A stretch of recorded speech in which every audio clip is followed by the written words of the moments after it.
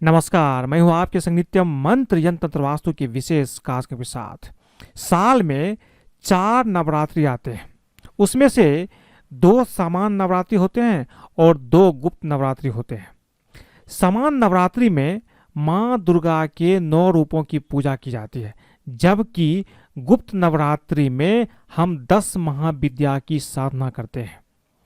सामान्य नवरात्रि में आम तौर पर हम सात्विक पूजा करते हैं, गृहस्थ भी पूजा करते हैं, लेकिन गुप्त नवरात्रि में सात्विक और तांत्रिक दोनों तरह की पूजा किए जाते हैं।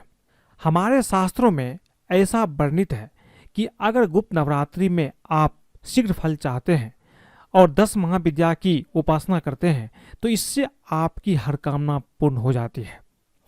गुप्त नवरात्रि का ज़्यादा प्रचार प्रसार नहीं किया जाता है, इसे गुप्त रखा जाता है।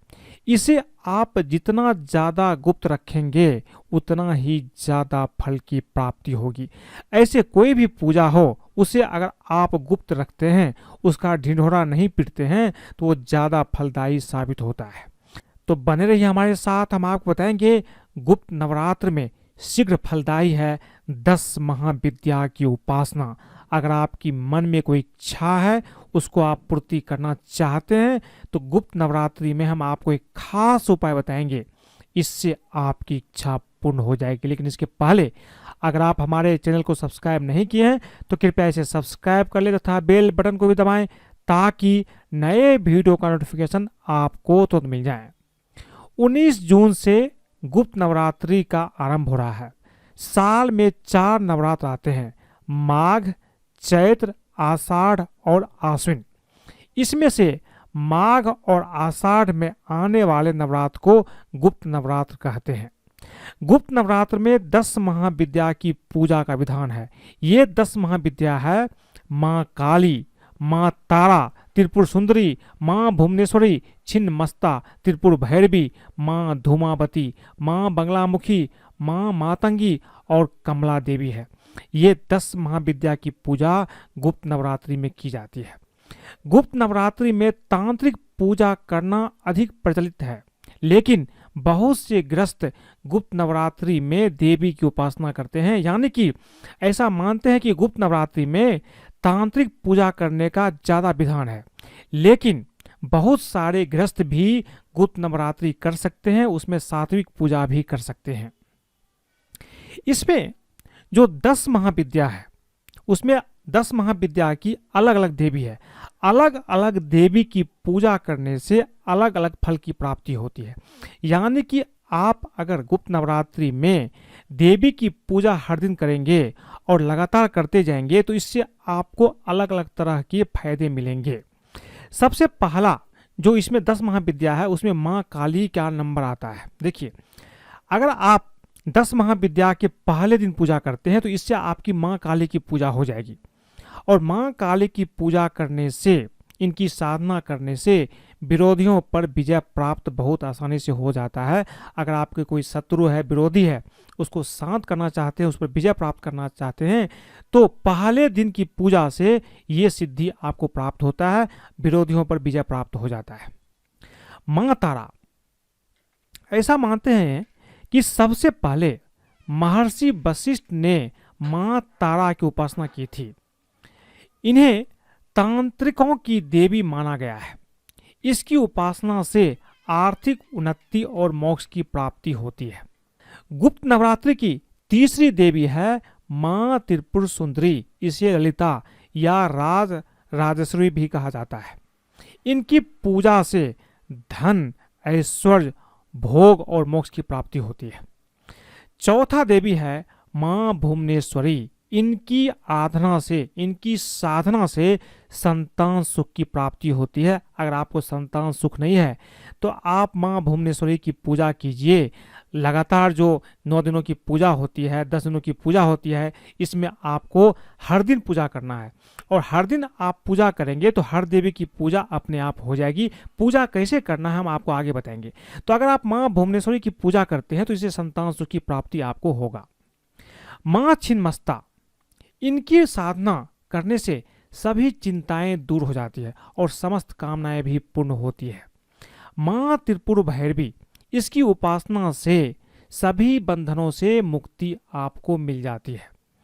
माँ धूमावती, इनकी पूजा करने से हर तरह के संकट दूर हो जाते हैं, लेकिन इनकी पूजा किसी भी विवाहित स्त्री को नहीं करना चाहिए। माँ बगलामुखी, इनकी उपासना से भय से मुक्ति मिल जाती है और वाक सिद्धि भी प्राप्त होता है। माँ मातंगी, इसकी पूजा करने से गृहस्थ जीवन में खुशहाली आती है और परस्पर प्रेम बढ़ता है। माँ कमला, इनकी पूजा करने से धन और संतान की प्राप्ति होती है। तो गुप्त नवरात्रि में अगर आप हर दिन पूजा करेंगे तो अपने आप इन देवी की पूजा हो जाती है। अब ये बताते हैं कि आपको पूजा कैसे करना है और किस तरह से हर दिन हर देवी की पूजा आपको करना है। देखिए, गुप्त नवरात्रि में अगर आप कलश की स्थापना करना चाहते हैं तो कलश की स्थापना कर सकते हैं। 9 दिनों के लिए आप कलश की स्थापना कर सकते हैं। अगर कलश की स्थापना आपने की है तो आपको दोनों समय मंत्र जाप करना है, चालीसा या दुर्गा सप्तशती का पाठ करना है। दोनों समय आपको आरती भी करना है, यानी कि सुबह और शाम दोनों समय आपको आरती करना है, चालीसा करना है। सप्तशती का पाठ आप जानते हैं तो सप्तशती का पाठ भी करना है, नहीं तो कम से कम सिद्ध कुंजिका स्तुति का पाठ करना है। माँ का आप जब भी पूजा करेंगे सुबह शाम, उस समय दोनों समय आप भोग भी लगाएंगे और सबसे अच्छा भोग होता है लौंग और बतासा। बतासा ले लीजिए और उसमें 2 लौंग आप रख दीजिए। जब भी माँ दुर्गा की आप पूजा करेंगे तो माँ को कभी भी आप आक, मदार, दूब और तुलसी बिल्कुल भी नहीं चढ़ाएंगे, इसका ध्यान रखिएगा। पूरे 9 दिन अपने खान पान का आप ध्यान रखिए, हमेशा सात्विक आहार लीजिए। हो सके तो आप लहसुन, प्याज, मांस, मदिरा इसका बिल्कुल भी सेवन नहीं कीजिए और सात्विक आहार लीजिए। सिर्फ सात्विक आहार आपको लेना है। उसमें भी अगर आप जो सात्विक है फल फूल लेकर के अगर आप ये पूजा करते हैं तो ये काफ़ी अच्छा रहेगा।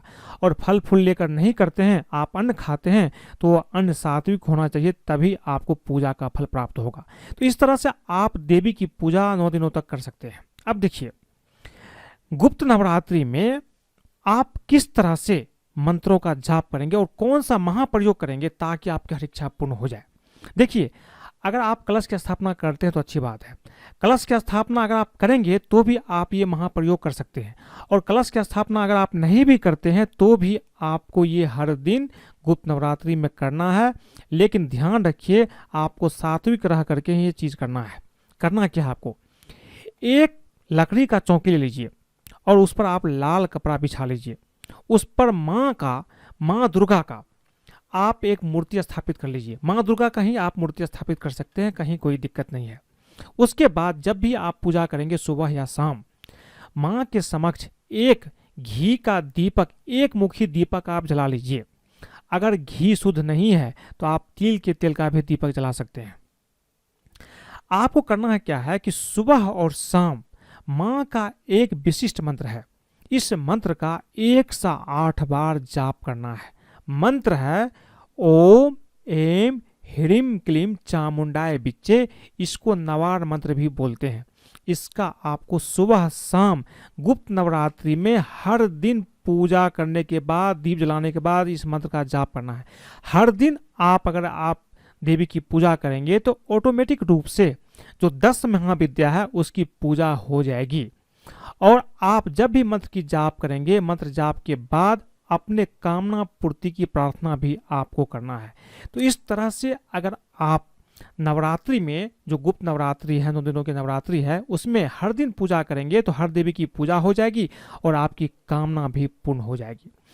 एक चीज का और ध्यान रखिएगा कि गुप्त नवरात्रि में 9 दिनों तक घर में लौंग और कपूर से आपको देवी का आरती भी करना है मंत्र जाप के बाद।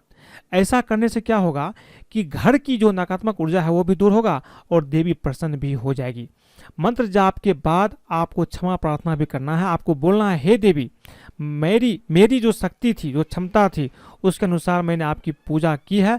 अगर पूजा में कोई त्रुटि हुई है, भूल हुई है, तो कृपया करके क्षमा करें और मेरा मंत्र सिद्ध हो, मेरी कामना सिद्ध हो, ये बोल करके पूजा की समाप्ति करना है। इस तरह से अगर आप गुप्त नवरात्रि में पूजा करेंगे तो निश्चित रूप से आपकी पूजा सफल होगी, आपकी कामना पूर्ण होगी। तो आज मैंने आपको बताया कि गुप्त नवरात्रि में आपको क्या करना है, किस तरह से देवी की पूजा करना है, गुप्त नवरात्रि में और समान नवरात्रि में क्या खास अंतर है। अगर आपको ये वीडियो पसंद आए तो कृपया इसे लाइक करें, सब्सक्राइब करें, अपने दोस्तों सगे संबंधियों के साथ भी शेयर करें, ताकि वो भी इस उपाय को करते हैं तो उसके जीवन में भी कामना सिद्धि होती है। आज के लिए बस इतना ही, धन्यवाद।